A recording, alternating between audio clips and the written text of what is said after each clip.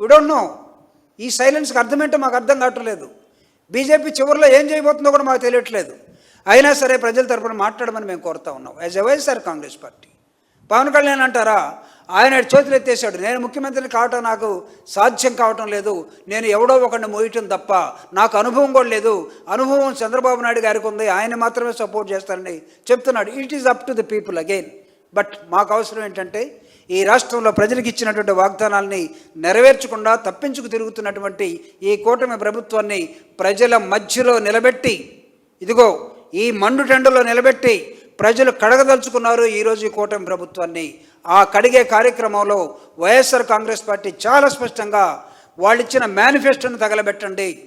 వాళ్ళు ఇచ్చినటువంటి ప్రజలకు ఇచ్చినటువంటి పవన్ కళ్యాణ్, చంద్రబాబు నాయుడు సంతకం పెట్టి పేద విద్యార్థులకు కానీ, నిరుద్యోగులకు కానీ, పేదవాళ్ళకు కానీ, మహిళలకు కానీ బాండ్ పేపర్లు ఇచ్చినట్టుగా, ఓటుని కొన్నట్టుగా మీకు మేము గ్యారంటీ ఉంటామని ఇచ్చిన ఆ గ్యారంటీ బాండ్ పేపర్లను కూడా తగలబెడతా ఉన్నాయి. ఈరోజు we're burning all the promising papers which have been given. You people are unfit to rule this country, state. మీరు ఈ రాష్ట్రాన్ని పరిపాలించడానికి అర్హతని కోల్పోయారని వైఎస్ఆర్ కాంగ్రెస్ పార్టీ చాలా స్పష్టంగా చెప్తారు. కారణం, నిన్నగాక మొన్న అమరావతి రైతులు మొత్తం జగన్మోహన్ రెడ్డి గారితో వచ్చి మాట్లాడారు. మీరందరూ గతంలో రెచ్చగొట్టినటువంటి రైతులకి అడ్డదిడ్డంగా చేసినటువంటి అంశాలు ఈరోజు వైఎస్ఆర్ కాంగ్రెస్ పార్టీ దగ్గరికి వచ్చి రైతులందరూ కూడా ఈరోజు మాట్లాడుతూ ఉన్నారు, అడుగుతూ ఉన్నారు, జగన్మోహన్ రెడ్డి గారు మాకు అన్యాయం జరుగుతూ ఉంది, మాకు కూడా మీరు సపోర్ట్ చేయమని. Yes, YSR Congress party stood behind the peasants of Andhra Pradesh and Amaravati. And second one is that, నిన్నే మెగా డిఎస్సీలో మాకు అన్యాయం జరిగిందని నిరుద్యోగులు, qualified unemployed youth they have come. వాళ్ళకి చెప్పారు మీరు క్వాలిఫై అయ్యి వెళ్ళిపోమని, వాళ్ళకి చెప్పారు సర్టిఫికేట్స్ వెరిఫికేషన్ అయింది వెళ్ళిపోమని. వాళ్ళకి ఏం చెప్పారు, you just wait for your appointment. కానీ తీరా చూస్తే పేకాట ఆడుకునే వాడికి స్పోర్ట్స్ కోటాలో పోస్ట్ అట. పేకాట కూడా ఉందా స్పోర్ట్స్ కోటా? ఇదే ఎక్కడ అర్థం కానటువంటి అంశం. మిగతా స్పోర్ట్స్ కోటాల్లో పద్మశ్రీ వచ్చిన వదిలిపెట్టారు, గోల్డ్ మెడల్ వచ్చి వదిలిపెట్టాడు, దాని కింద ఉన్న వాళ్ళకి డబ్బులు ఇచ్చి పోస్టులు ఇచ్చేసారట. All qualified people they didn't get the post and they are now suffering. So వాళ్ళు అడుగుతూ ఉన్నారు, వాళ్ళకి వైఎస్ఆర్ కాంగ్రెస్ పార్టీ అండగా నిలబడింది, ఈ రాష్ట్రంలో ఉన్నటువంటి పేద వర్గాలకు అండగా నిలబడింది. అందుకే అనేకమైనటువంటి అంశాల్లో వైఎస్ఆర్ కాంగ్రెస్ పార్టీ చాలా స్పష్టంగా వాళ్ళు ఇచ్చినటువంటి ప్రామిసెస్ మొత్తాన్ని 4 కోడల ప్రాంతాల్లో తగలబెడుతూ నిరసన కార్యక్రమాన్ని తెలియజేస్తూ ఉన్నాం. అదేవిధంగా కూటమి ప్రభుత్వం చేస్తున్నటువంటి కుట్రల్ని బయట పెడతాను, ఒక్కొక్క దాన్ని. మీ కుట్రలు ఏంటో తెలుసు.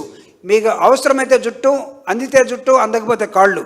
మీరు జగన్మోహన్ రెడ్డి గారిని ఓడించడం కోసం మీరు పన్నినటువంటి కుట్రల మొత్తాన్ని కూడా మేము ఛేదించడం కాదు, ఈరోజు ప్రజలే ఛేదిస్తూ ఉన్నారు.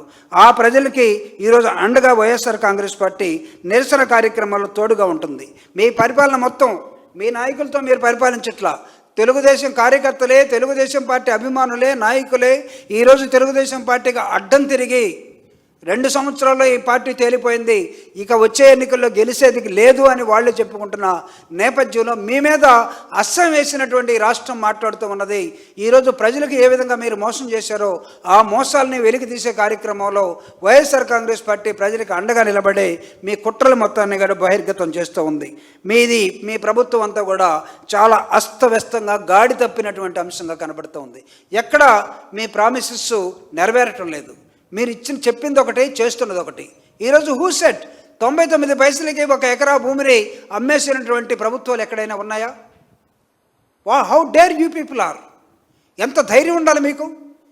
ప్రజల ఆస్తుల మొత్తాన్ని ఈరోజు ఆంధ్రప్రదేశ్లో ఆర్టీసీ డిపోలుగా ఉన్నటువంటి 12 ఆర్టీసీ డిపోలని మీరు ప్రైవేటు వాళ్ళకి ఇచ్చేశారు. జగన్మోహన్ రెడ్డి గారు కార్పొరేషన్లో ఉన్న ఆర్టీసీ మొత్తాన్ని ప్రభుత్వంలో తీసుకొని ఆర్టీసీని రక్షించే బాధ్యతను ఆయన తీసుకుంటే, ఈరోజు ఆర్టీసీని భక్షించే బాధ్యతను మీరు తీసేసుకొని ఇప్పటికే 12 డిపోలు మీరు ప్రైవేటు వాడికి ఇచ్చేశారు. ఆ డిపోల్లో ఉన్న ఎంప్లాయీస్, ఆ డిపోల్లో ఉన్న స్థలం, ఆ డిపోల్లో ఉన్న బిల్డింగ్స్, ఆ డిపోలో ఉన్నటువంటి ఇన్ఫ్రాస్ట్రక్చర్ మొత్తం ప్రైవేటు వాడు పరం చేసేశారు. ఎవరి ప్రైవేటు వాళ్ళు? దేనిలో గొప్ప వీళ్ళందరూ కూడా? ఆర్టీసీలో ఎంప్లాయీస్, మేనేజ్మెంటు, డిపో మేనేజర్లు చేయలేని పని వాళ్ళు చేస్తున్నారా? అస్తవ్యస్తమైనటువంటి పరిపాలనలోకి మీరు వెళ్ళిపోయారు. 2 ఏళ్ల మీ పరిపాలన ఎలా ఫెయిల్ అయిందో మేము ప్రజలకి చెప్పే కార్యక్రమంలో ఈరోజు వైఎస్ఆర్ కాంగ్రెస్ పార్టీ ఆత్మస్థుతి మొత్తం మీదంతా కూడా పబ్లిసిటీ పీక్ అంటారు చూడండి, పర్ఫార్మెన్సు వీక్, నిత్యం జగన్ నామస్మరణే. అసలు మీకు జగన్మోహన్ రెడ్డి గారు మేము చెప్పుకోవాలి, మామూలుగా అయితే వచ్చే గవర్నమెంట్ మాదని మేము చెప్పాలి. కానీ మీరే చెప్తున్నారు జగన్మోహన్ రెడ్డి గారు వస్తే అది తీసేస్తాడు, జగన్మోహన్ రెడ్డి గారు వస్తే అది బీకేస్తాడు, జగన్మోహన్ రెడ్డి గారు వస్తే ఇండస్ట్రీస్ రావు. అంటే మేము చెప్పట్లా మేము వస్తామని.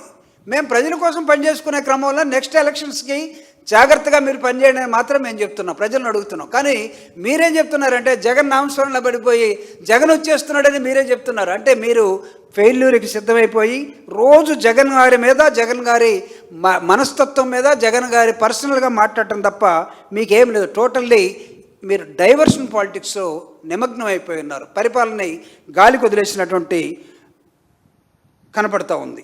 మొత్తం ఇందాక నేను చెప్పినట్టుగా ఆ ముగ్గురే ఎవరు ఎటు ఫ్లై అవుతారో తెలియదు. ప్యాకెట్లో 3 కార్డులు ఉంటాయి చూడండి, 3 కార్డులు ఒకదానికి ఒకటి తోడు ఆఖరికి జోకర్ అయిపోతారు. పెద్ద ఆయన ఎడిపోతాడో తెలీదు, కొడుకు ఎటు వెళ్ళిపోతాడో తెలీదు, దత్తపుత్రుడు ఎటు వెళ్ళిపోతాడో తెలియదు. తీరా చూస్తే వీళ్ళు ముగ్గురు సాటర్డే సండేకి హైదరాబాద్లో ఒకళ్ళు, ఇంకొక చోట ఒకళ్ళు, ఇంకొక చోట ఒకళ్ళు. ఇదే మీ పరిపాలన. దీనికోసం మిమ్మల్ని ఎన్నుకుంది. ఒక మాటలో చెప్పాలంటే ప్రభుత్వ పనితీరు ఈరోజు మొత్తం లేస్తే వైఎస్ఆర్ కాంగ్రెస్ పార్టీని గొడ్డల పార్టీ అని, ఆల్ ఖైదా అని, లేకపోతే తల్లి చెల్లని, లేకపోతే జగన్మోహన్ రెడ్డి గారి వ్యక్తిత్వం, తర్వాత ఇవన్నీ బయటకు తీసుకొచ్చి సూపర్ 6 మాత్రం మాట్లాడరు. మీరు చెప్పుకున్నటువంటి ఎలక్షన్ మేనిఫెస్టోలో మీరు చెప్పిన అంశాల మీద మీరు సూపర్ 7 కానీ లేకపోతే ప్రశ్నించే వాళ్ళ మీద మీరు ఏం చేస్తున్నారంటే మొత్తం పోలీసులతో ఎదులేరు. ఈరోజు ఈ రాష్ట్రంలో మేము చదువుకునేటప్పుడు ఇంటర్మీడియట్లో కానీ ఇంజనీరింగ్లో కానీ ఇదేమి రాజ్యం, పోలీసు రాజ్యం, దోపిడీ రాజ్యం అనేవాళ్ళం. అంటే ప్రభుత్వాల మీద ప్రజలు ఆ వ్యతిరేకంగా పోరాటం చేసేటప్పుడు ఈరోజు ఆంధ్రప్రదేశ్లో అదే కనబడతా ఉంది. మొత్తం పోలీసు రాజ్యమే, మొత్తం దోపిడీ రాజ్యమే. అసలు మీకు మొత్తం ఎలా అయిపోయారంటే లైంగిక ఇష్యూల్లో ఇరుక్కుపోయారు మీ ఎమ్మెల్యేలు అందరూ కూడా. ఎక్కడి నుంచి పట్టుకొచ్చారో ఎమ్మెల్యేలుగా ఒక్కొక్కరిని మాకైతే అర్థం కావట్లేదు. ఆడ మనిషి కనబడితే చాలు బకాసురులాగా పైన పడిపోవటమే. All MLAs they are involved in to the worst activities. మరిన్ని అప్డేట్స్ కోసం ఛానల్ ను సబ్స్క్రైబ్ చేయండి. నోటిఫికేషన్స్ కోసం బెల్ ఐకాన్ పై క్లిక్ చేయండి.